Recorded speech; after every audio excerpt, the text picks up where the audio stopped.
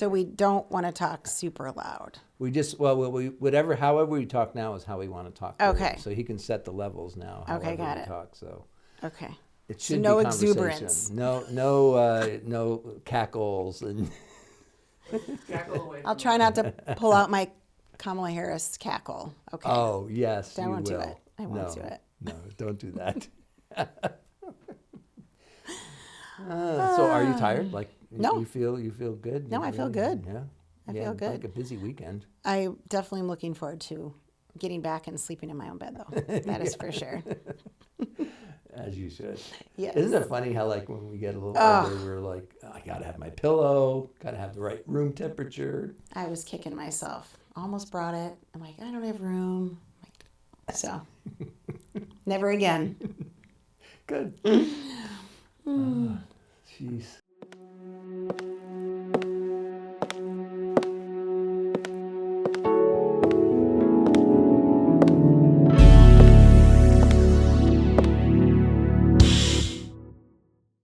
Well, welcome to Sidewalk Conversations. I'm so glad that you're here today with me because you are in for a real treat. I have a good friend with me that has a wonderful story and just a great disposition. I love her dearly, and I'm so glad that you get a chance to get acquainted with her and her story. So in a moment, I'm going to introduce you to our friend.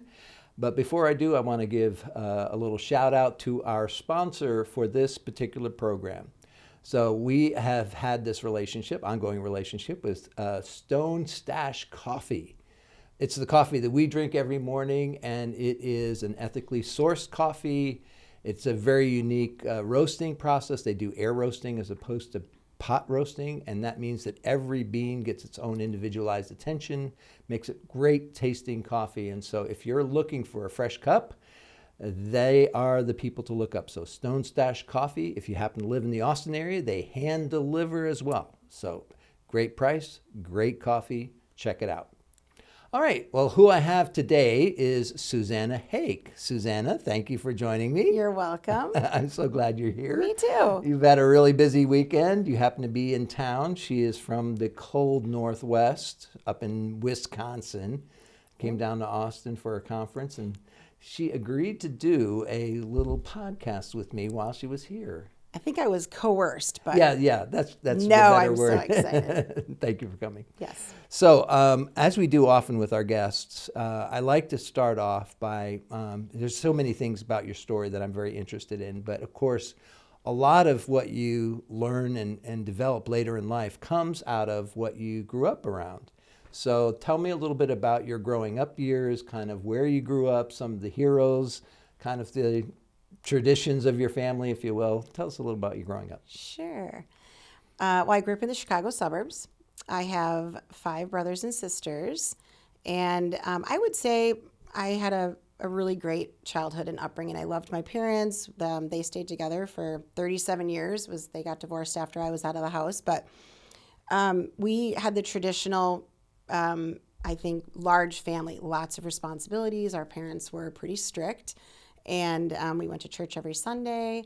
And looking back, I think when I was young, I felt like I was very loved and lots of great relationships. It wasn't until I got into high school and probably middle school and high school where I started to challenge things a little bit. But I find that so surprising that you would be that way. Yes, well, those black sheep people. Yes, that's why we connect so well. That's right. That's right. So tell me a little about you said you went to church every Sunday. Was church something that you looked forward to? Was it something that positive in your life, or kind of did you have the go away a little ways before coming back? What was your story? Well, we always say the story is long, right? So definitely we were very involved in our church. It was a small church, non-denominational, and we were every Sunday, first people in the pews, very well dressed. Yes. Wednesday Bible study, Sunday night Bible study sometimes. Every Saturday morning, our families took turns cleaning the church. So it was a very big commitment. When I was young, I thought it was great. Lots of play, lots of kids. I'm also a pianist, And I think I was probably the only person in my church that played piano because I got thrown into, well, I wasn't ever asked, I was told, we need you Sunday. I remember being about 9 years old, and my music director got married and went on his honeymoon. And I was told I was going to play for the church service. And so at the time, it was very scary. I think the part for me was I never felt like I really had a choice. And so that it started to compound and become not so enjoyable. Yeah.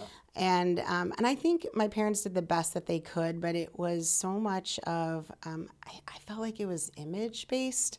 And I never really understood. It was like, this is how you live. This is what you're supposed to do. This is what you're supposed to think. This is how you're a good person, and just do it. Yeah. And so fast forward to early high school, peer, friends become more important. And I got very good at lying. I was very, very good at it. I didn't want to hurt my parents, so I just lied about everything. And so that was kind of this life I was living, totally a dual personality kind of thing. Everybody at church thought I was the good girl, and so obviously that starts to build up. You feel shame and guilt and all the things. And I remember sitting at church in high school Sunday morning, and as I'm listening to the sermon, I'm thinking, oh gosh, I just did that last night. Oh boy. So you start thinking, well, I know where I'm going in the future, right? Yeah. So go big or go home was my motto. And couldn't wait to get to college. And that's when things just got really fun. Yeah. And I had no care in the world. I lived my life on my terms. And I mean, I was, a good person, and I had great friends, but it was about self-serving, what made me feel good. And until I graduated and my parents kind of cut me off from funding my college and then my after college. And I moved back home and realized, oh, this is just not something, like, there's got to be more. And so. Not sustainable. No. And even though I felt I was a Christian and I was a believer, I didn't really know what that meant. Right. And I had gone so far astray. And all I saw was, I don't want to live by these rules. It's not fun. I can't thrive. I can't be myself. And so that's the kind of life I was living. And so was there a turning point where it became more than that, where you said, okay, there's more to this relationship with God than the rules, the regulations, the church attendance? About 2 years ago. No, not really. But it was a long time. Okay. It was a long time. When my husband Chris and I met, I think we knew we were Christians, but I remember talking about church, and I really don't want to do that church thing. And he was like, great. Yeah. I mean, I was Catholic, and at 18, it was like, peace out. And so we thought, oh, this is a perfect situation. Yeah. So we knew we wanted to have kids, and we were going to raise them to be good people with values and morals, but we just didn't. We wanted to do it again, like in our own setting. So we didn't go to church. We didn't raise them in a church. We did, I would go back and do it all over again, but you can't live like that. So. No. Okay. Well, we're going to get to the rest of the story here shortly. But you're also an entrepreneur. You've always, from the conversations we've had in the past, you've always kind of had this business sense. You've told me about the ups and downs of your business life. You and Chris have had things you started and things you had to close down and all of that. So I want to start at the beginning of that journey. So what gave you the sense that this might be something that you'd be good at, like to start a business or to start on your own? That's a very specific thing, and I have to give credit to my husband because I was a school teacher. And that's since I was 5 years old, I knew I wanted to be a teacher. And that's exactly what I did. I'm going to be a kindergarten teacher, and I'm going to teach piano, and that's what I did. Like, that's how I was raised, to very specific, kind of goal-oriented, no room for mistake, no room for error.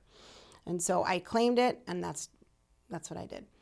And then we got married, and he was a serial entrepreneur, and with that comes risk and some fear, but it was in his blood. And so he had done a couple different things, and then was in the real estate world and still is. So we've had a lot of ups and downs.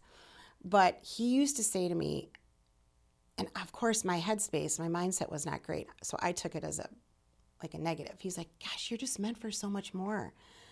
I'm like, I am a really good teacher. Yeah, Like yeah. I'm changing the world. Yeah, yeah. And he was like, I don't mean it bad, but you could do so much more. And so it was when we started having kids, everything changed. And I thought, I want to be a present mom. I want to be there for my kids, to do the field trips, to be there before school, after school.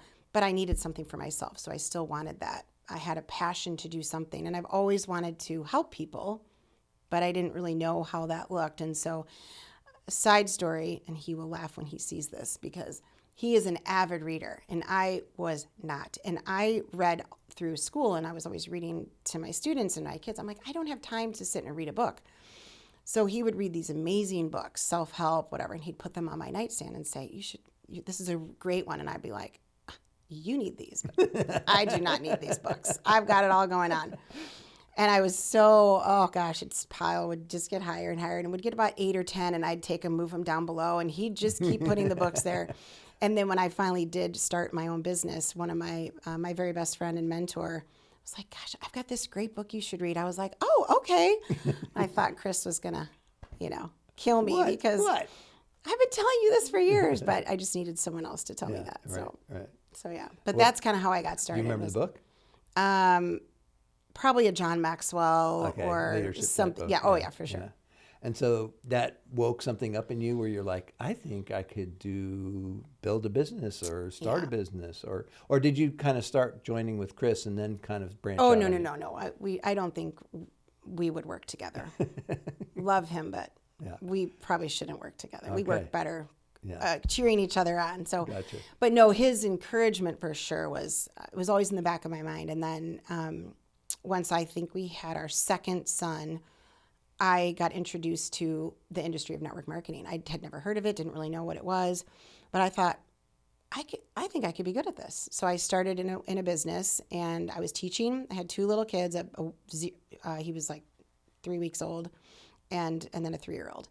And I just got super hungry. I was like, oh my gosh, I can work and get compensated for how hard I'm working, not because someone else tells me this is what you get to get paid because, this is your worth. Right. I was like, no. I want to choose my worth. Yeah.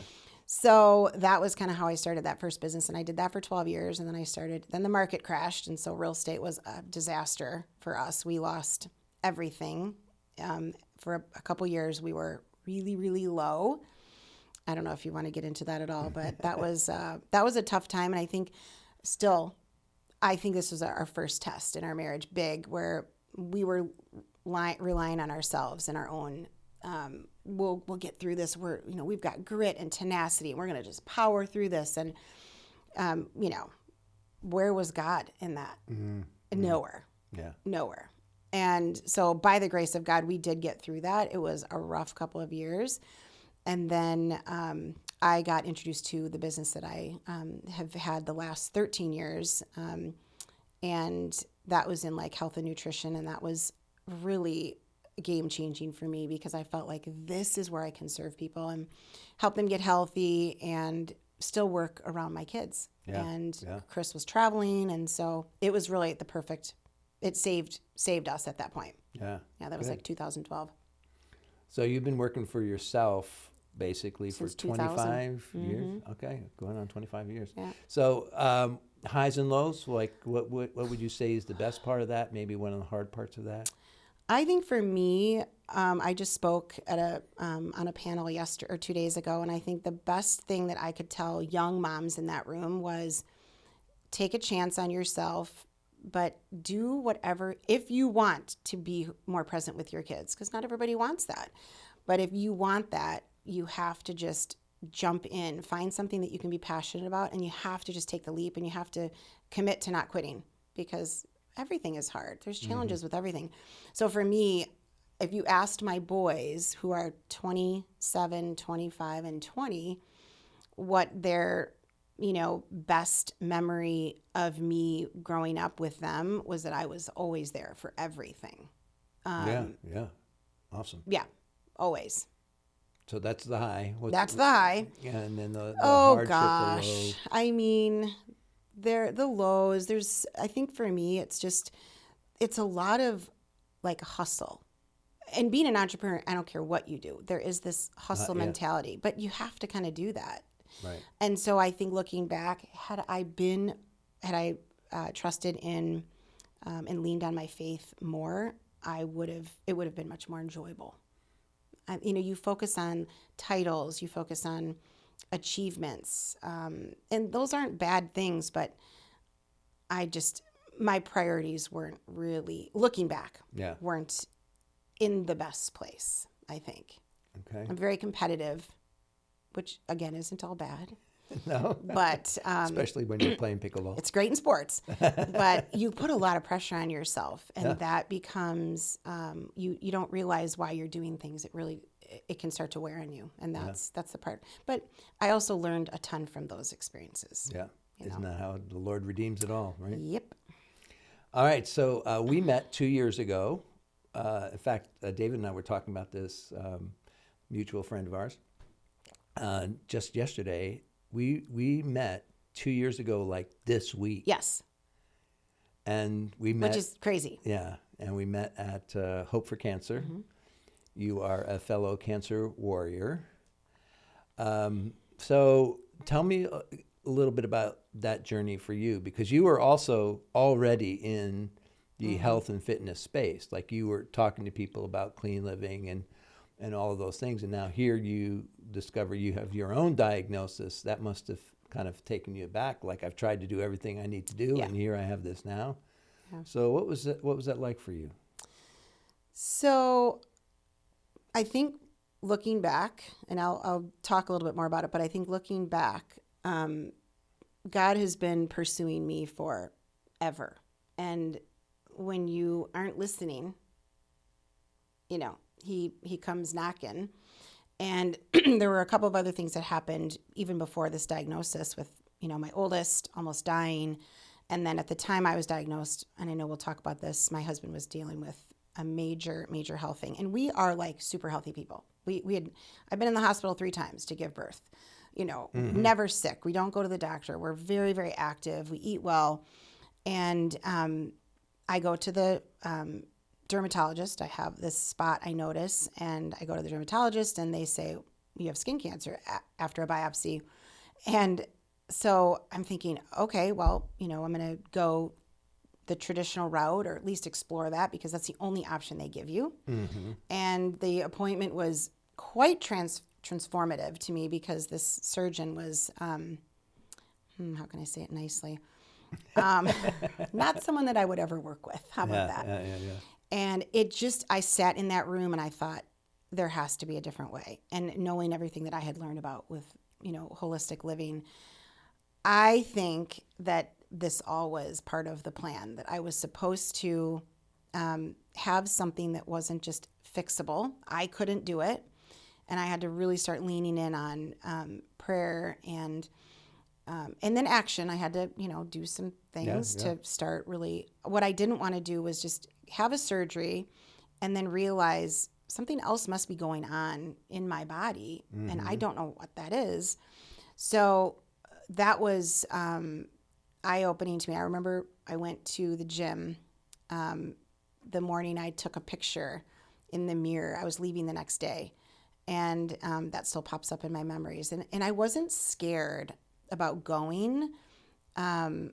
I was actually excited because I knew how much I was going to learn. I had no idea how great it was going to be. Mm-hmm.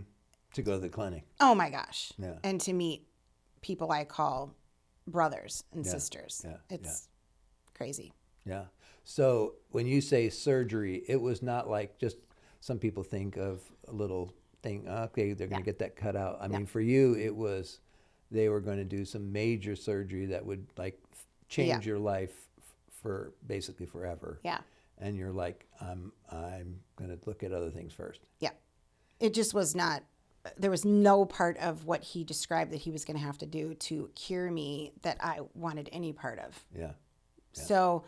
And I've talked to other people about it. I'm just curious how your reaction was, because it's no small thing to say to the quote unquote expert, I don't think I want to do that. And I'm sure that they pushed back and said, this is the only option. You got to do this. So what was it internally that gave you the chutzpah to say, no, I'm going to try something different? Well, that is not hard for me. It's kind of inbred. It's Right. part of who you are. I think who he was and how he behaved in that 14-minute appointment was all I needed. Okay. I basically got up in the middle and said, okay, Thank you. goodbye. Yeah. And then $800 bill later. Yeah. So, so no, that was not a hard decision. But then I did go in my car and I cried for about 15 minutes. And if you know me, Yeah. I don't cry very often. No. And I just had this major meltdown. And then I did what Suzanna does. I'm like, okay, your pity party's over. Time to just figure out what you're going to do. Yeah. And then the next probably 3 weeks to a month, I was working a full-time job figuring out what I was going to do. Yeah. I called every single person I knew. I have some really smart friends who know a lot more than I do. And I called every single person I could think of. I'm like, all right, here's my situation. I need help. Who can you connect me to? And it was like just phone calls. It was this great network of people that all rallied behind me. And so Hope for Cancer was the thing that seemed to make someone I trust very much recommended it. Yeah. And I called the number and got Jennifer, who is a friend of ours. Yeah. And it was almost like I was talking to this friend who just calmed every fear I had. And that was, the decision I made to go there. This friend of ours said, there are going to be some people that you're going to meet there. I can't tell you who, but you're going to totally. And we figured it out so fast. It was so crazy. Now, what made your situation especially complicated, and to the degree that you feel like you want to be open about this, because I know this is a very tender thing for you, as you're working through your own treatment, and you've already alluded to it a little bit, that your husband was also going through a very difficult physical challenge where, like, he couldn't get out of bed, he couldn't get out of the room. And there are some people who I'm sure are watching this or listening to it, and they're like, yeah, okay, you have your stuff, but in our home, it's like everything was chaos, and I had to deal with multiple things going on at the same time, which is part of your story. Mm-hmm.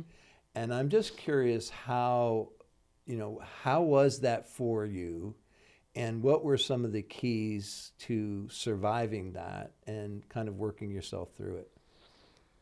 Oh, this is like an hour podcast alone. Mm-hmm. But I think, so what was going on, we were really living this pretty dreamy life after rebuilding our, everything we had lost in the real estate crash. And we got COVID, which everybody got COVID. We handled it fine. And then about a month after Chris had COVID, he was starting to get these really weird symptoms, ear ringing and pressure in his, head, and just very much centered in his ear. And so he, we started sending him to doctors. We're trying to find out where he would go. And we saw some really smart people, but nobody could figure out, what he had. And there were even some things, well, it's probably just in your head. And, well, yeah, it is in my head, but I need help. Yeah.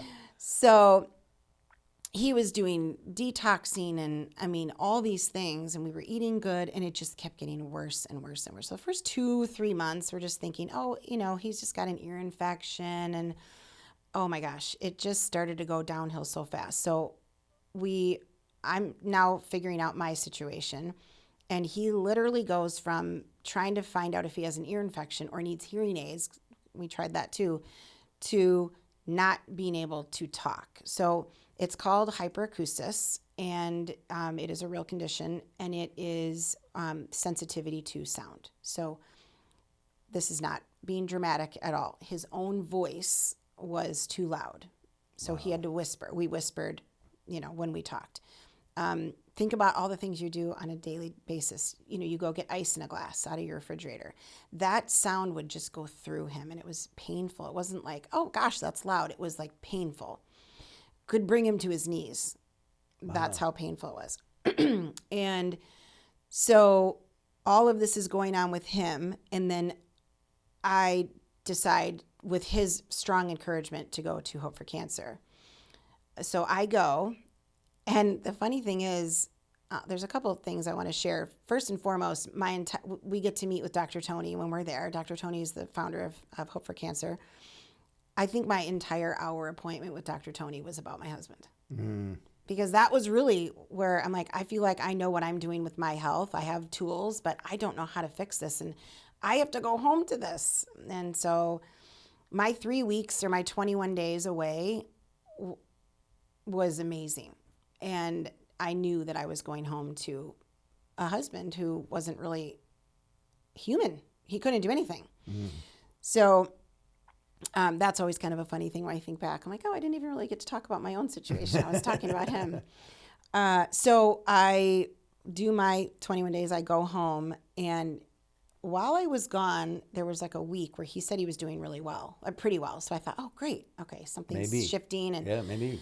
by the time I got home, he was even worse. And so if anyone is watching this who has been through a health journey, you make major changes in your life. So I was like, I had to be raw vegan for 90 days and I was, changing everything in our supplement schedule, needed an Excel spreadsheet, and it was no small task. Oh, by the way, I have 2 kids that still live at home and I have my husband who I'm trying to take care of. And, as moms, we do it all because we think we need to. And so that was starting to become extremely overwhelming for me. And I felt horrible for Chris and what he was going through, and I couldn't do anything to help him. So he was very, very isolated. It was so sad. People that we had a small group of people that we spent a lot of time with, and they were so amazing. These people were, praying, including you guys, but our local friends were, they must have prayed hours and hours and hours and hours. And the one thing I did not say yet, which this is when people go, oh my gosh, this went on for 2.5 years. Yeah. From the first time that he was like, this is really getting bad, to when a miracle happened, it was 2.5 years. Wow. Yeah. So many things that were, because now you can look back. Yeah. My kids were amazing, but I also had to, they were all kind of reverting, like hiding. No, we didn't, our normal family was not functioning. We are very close. We do a lot together, and none of that was happening. And I remember I took all 3 of them out to lunch one day, and I just was like, you guys, you have to step up. I cannot do all this. And it was very emotional lunch that we had that day. And Which I imagine was very hard for you, a very self-sufficient totally person. Totally. I don't like to ask for help. Yeah. Yeah. So again, there was a reason, I'm sure. And I remember Tyler, my oldest, apologizing because he was like, oh my gosh, Mom, I'm so sorry. He kept saying, it's so uncomfortable to come home. It's not like, it was so sad. Yeah. And I basically said, sorry, too bad. I need you. Like you're the oldest, like you have to help me. And they all live pretty close by. Yeah. 2 at the time were still living at home, and then he was, 7 minutes away. No. So from that day forward, he committed. He has done a remarkable job. He's always been a great oldest son, but my boys are so amazing, and so they have such a strong bond. So they all stepped up, and that's when I felt like, okay, I can breathe, because I literally did not know if I would ever have Chris back, literally. Yeah. And so I'm like, it would be me and the boys. Yeah, what would that look like? Yeah, we would go on vacations, and he couldn't go. He would try, but then at the last minute, he's like, I can't even get in a car, let alone get on a plane. And so that was, yeah, a tough time. And again, to whatever degree you feel comfortable talking about, because you are a very others-oriented person. Even in your business, you're always thinking about, well, how can I help somebody else be successful? And so that's kind of your orientation. That's kind of your shtick. And yet you're now in this place where you have a diagnosis, and you have to you can't ignore yourself. Right. And with the gravity of the need that Chris had, how did you manage that? Like, how could you continue to do what you could here, but also be mindful of the fact that you had to take care of your own stuff? There are days I don't know. I don't know how, because every day was like Groundhog's Day, and it just, every day was the same. And we Yeah. would think, maybe tomorrow he'll wake up and it'll be gone, because we didn't know why it was happening. So, I mean, I know how I made it through, but at the time I was like, I don't know how to do this. And so I am so grateful. I mean, if we look back at our phone messages, I mean, you and Carol were so amazing. I mean, the voice notes back and forth and daily, like, praying. And, that just was so amazing. And I have several friends at home that were, I did not want to do anything. I did not want to go out. And they were like, we're picking you up. We don't care how you're dressed. You better get dressed, because we're taking you. And I was like, I don't want to talk about this, though. I'll go out, but we are not talking about this. And sometimes they honored that, and other times they're like, no, you're talking about it. And I was mad, and I do not want to talk about this. And then, of course, I'd start crying. I'm like, this is why I didn't want to talk about it.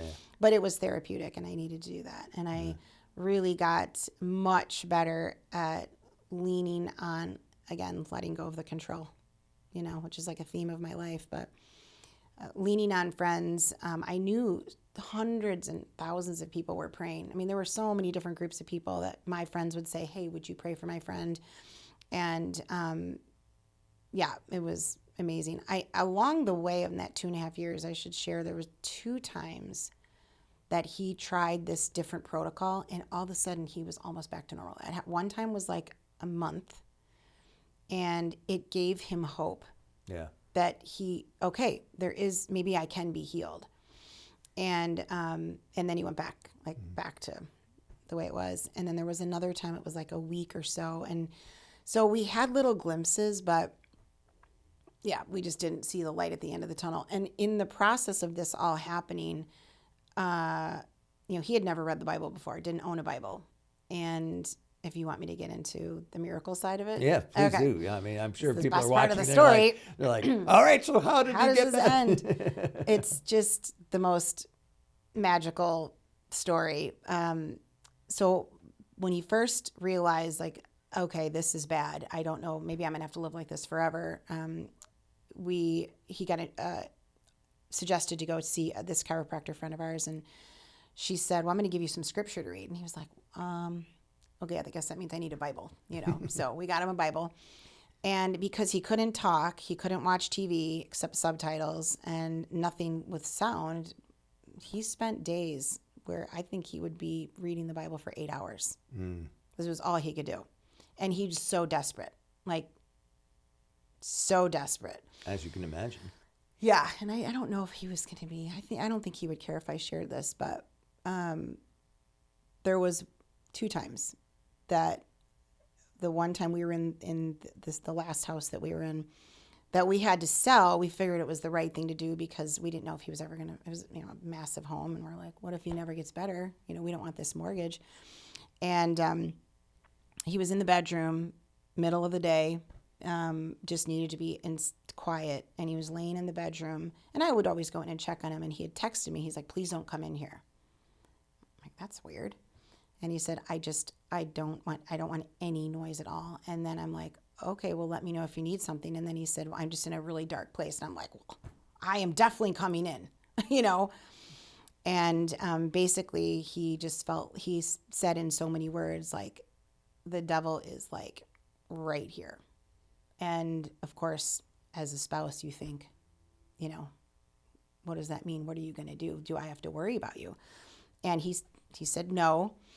So I immediately was like texting everybody, this is a bad time. Can you please pray for Chris? And then the second time it happened, we had moved out of that house, and we're renting currently because we are finally back on track, and now we're going to build again, and we're super excited about that. But he was in his office, and he was having just a really, really, really bad day. And, we are gun owners. We believe in the Second Amendment, and the boys all love to target, practice, and shoot. We don't hunt, but it's a sport for them. And his safe is in his office. And, I mean, what a horrible thing to have to go ask your husband, should I be worried about you?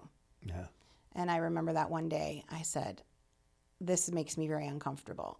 I don't, and he said, Susanna, I would never. And I believed him. I believed him. So that was two low moments during that where, you think, would he do that? Because you just don't know. Right. So fast forward to, it was my birthday, May 27th it's been 2 years now, I think. 23. I don't even know. It's all blur. Yeah, I totally get that. So my friends were, we were going to go out and do something for my birthday. And of course, Chris was going to try to go. And it was such a stressful day because we're trying to find a place that he can go that's not too loud. And where would we sit? And always accommodations, which of course you want to do. But I was just not having it that day. And so I just said, we're canceling. We're not going. I don't feel like it. I don't even want to celebrate. Yeah. Which was so selfish because I was taking that away from everybody else. But I didn't care, honestly. And so, of course, my best friend was like having none of that. So Beth is like, we're going. We're doing this for your birthday. And my kids wanted to go. So I had to go into my husband's office and say, you're uninvited. I just need you to stay home. And he was, of course. So I walked out of his office and it was this horrible feeling of like, I am such a terrible person. I don't even want him to go. It's just, I went into my bedroom and I got on my knees and I was just like sobbing. And I just prayed. And I just said, Lord, please send me someone who can help us. Yeah. We're at our wits' end. This has just gone on too long. And so the next morning is church. He couldn't go to church, so I always went by myself or with my friends. And so he would try to listen or watch on subtitles. And so I was supposed to volunteer that morning, and I asked if I could just skip that. Really wasn't in much of a mood to be smiling and, greeting people. So I purposely went late, like 9:02. And thinking I'd sneak in the back and just sit in the back. And I just wanted to be there to hear the music and hear a sermon and be able to pray. And I think God had different plans. So I walk in and one of my good friends and this other woman were standing outside the doors. And I'm like, shoot, I really don't want to see anybody I know. And of course they both turned around. Oh, hey, come sit with us. I'm like, oh, sure. So we sit down and I hadn't seen this. So Miranda is a good friend of mine. And this woman, Chrissy, I hadn't seen in 15 years. And so right before the music is starting, she says the typical like, oh, how long have you been coming here? And I said, oh, since, a couple years since COVID started. And, basically like, why, I come with my friends, I don't even know why I told her this, but I said, Chris can't come. It's just too loud. And she goes, oh, she's like, well, I do ears. I'm like, what does that even mean? You do ears? Okay. But the music starts and it's too loud. And I just thought, okay. So I look up, I'm like, all right. Yeah. And so then we got to the meet and greet part and I just looked right at her. I said, what did you mean by that? She goes, does he have hyperacusis? I'm like, what? Nobody has ever said that word. Nobody knows what that is. Yeah. And she goes, yeah, I had that and I healed myself. I'm like, can we leave right now? And so I said, can we meet this afternoon? And I just sat through that service that day. I don't know what the service was about. It didn't matter. I was just like, okay, I'm here for this. And so we met that afternoon. I went out to her house, and there's so many things happened that day. I wasn't even going to come to church. She wasn't supposed to be there that day.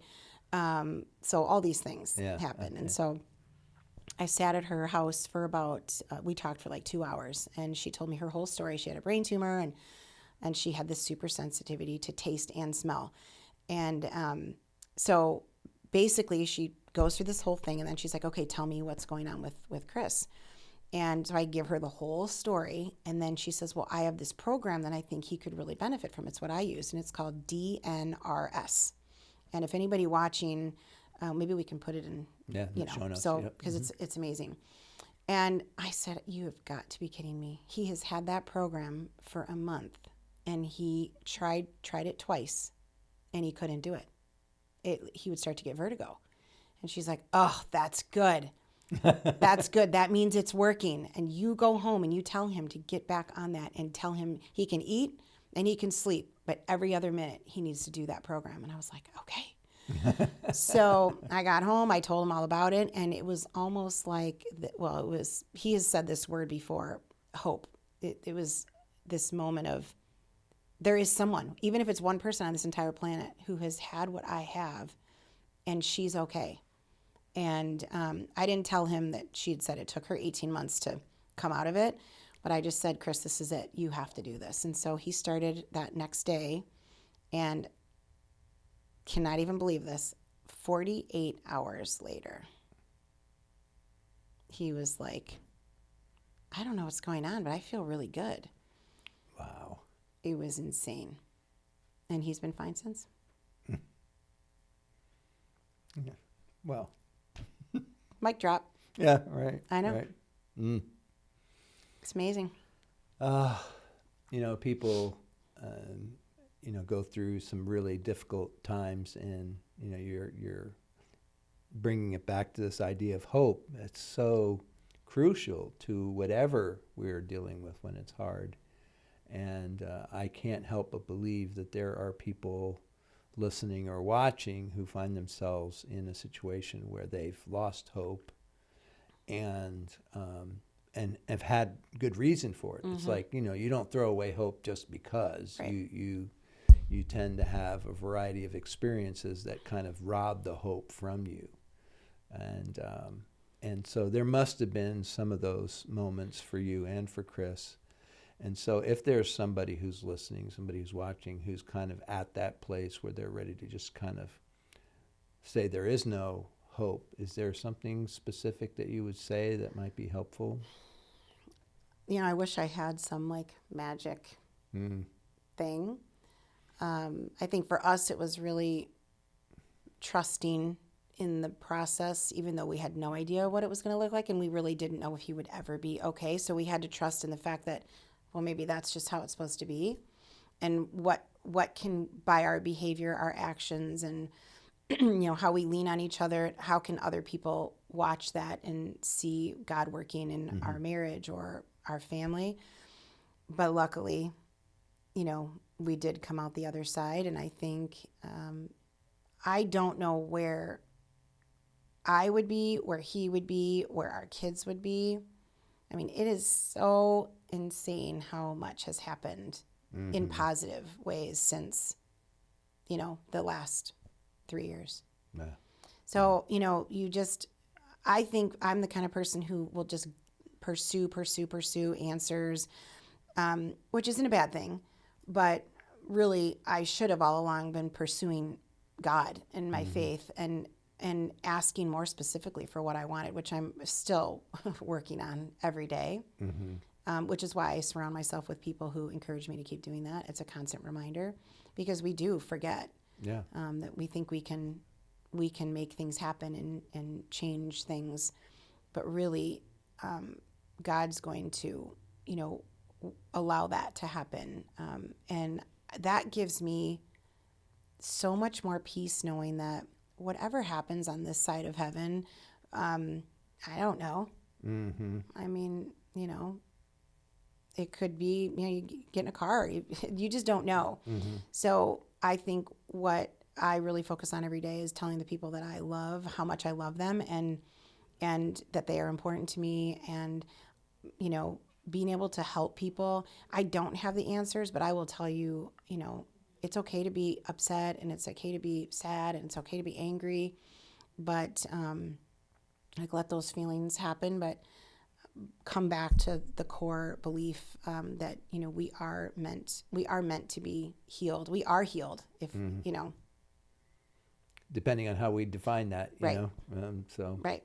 Right. I want to ask one last question. We've had some conversation about this here, but we've had many conversations about this in other times together, about the significance of faith in this journey. So you kind of grew up around faith, and it was, obligation, it was rules, it was status, it was, this is what good people do kind of stuff. And it's so much more for you now when you talk about your relationship with God and the power of prayer.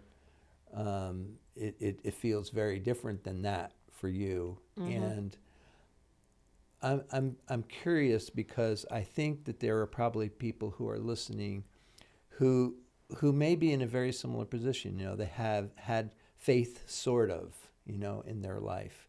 And now they're in a position where they realize they can't really do it outside of something, and maybe it's faith. And was there something that helped you?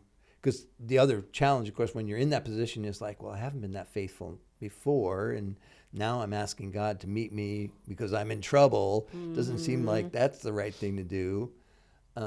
So what helped you kind of move to that place of trust and like I can trust God to meet me in this very lonely, desperate place?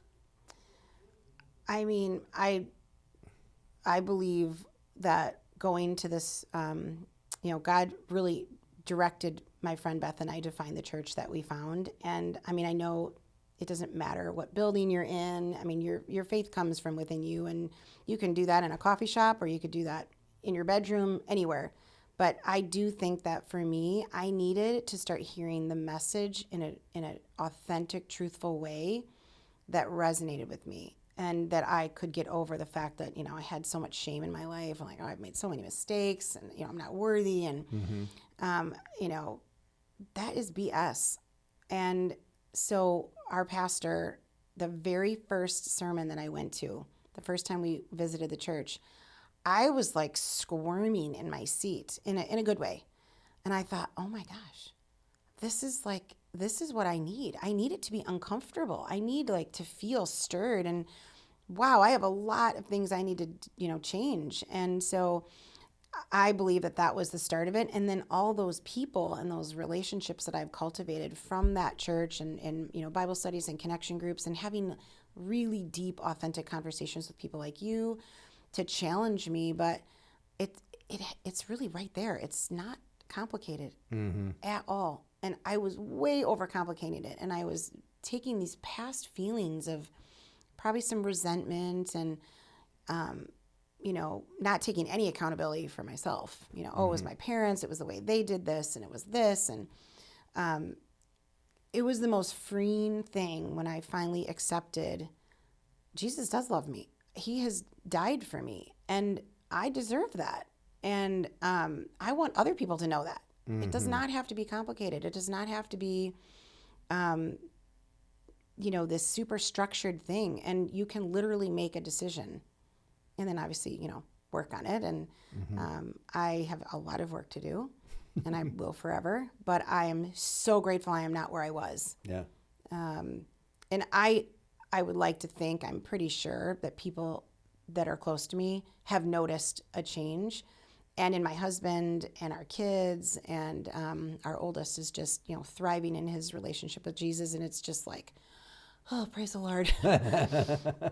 Because we spent a lot of time having so many regrets, and I don't want to live like that. Yeah. And so, I just think we overcomplicate how easy it is to just make a decision that you deserve it, and it's yours. It's already yours. It's already been meant, yes. been done. Yeah. And I found a lot of help too. And, you start reading the scriptures, and you, like, as an adult, all the stories seem like these perfect heroic moments of, people who had it right and were used by God and everything worked out. But when you actually, as an adult, start reading the scripture, you realize there were a lot of ne'er-do-wells in the story, that there were people who messed things up, and people who didn't get it right, and yet God still loved them, showered them with his love, and used them for good. And you realize, okay, that's just the way God is. Like, he is a God who receives us and welcomes us in our brokenness. And if we're willing to admit it before him, it's like you said, if you just own what's true, it's super simple. Yep. It's just like, okay, this is true about me. It's not pretty, but Lord, if you'll have me, you said you love me, so I'm going to go ahead and accept it. And I think we both have a mission to walk alongside people who are struggling. And usually when there's a cancer diagnosis or just even an extreme illness or a spouse that has something, it's hard, it's sad, it's scary. And I think, we both of our businesses want to, for me, having a business, yes, there's, income. I mean, you obviously work to make income to pay your bills, but it can be so much more than that. And so I want my legacy, I have so many pieces of it, but one of the pieces is to, while I'm walking alongside someone and helping them, whether it's with information or just comfort, is to be able to pray for them, but to also talk to them about these kinds of things. And, is there a gap in your belief? And I am so far from being an expert on the Bible. And I have great people that I can, ask questions to. But, and I think that's what, I just want to be able to talk to them. I don't have to be an expert, Right. but I can talk to them about it. And so I think that is, for me, having a, like working in corporate or going back to teaching or something I don't think I would have the opportunities that I do now to have that freedom to kind of choose who I work with and really make an impact in people's lives in many different ways. And you do. Thank you so much, Suzanna. This has been awesome. I appreciate your candor and openness. And thank you for joining us. We'll put a couple of little notes in there of things we referenced throughout our conversation here. But thank you for joining us again. And thank you, Preston, for doing all the good work behind the scenes. Appreciate your contribution. And we'll see you next time.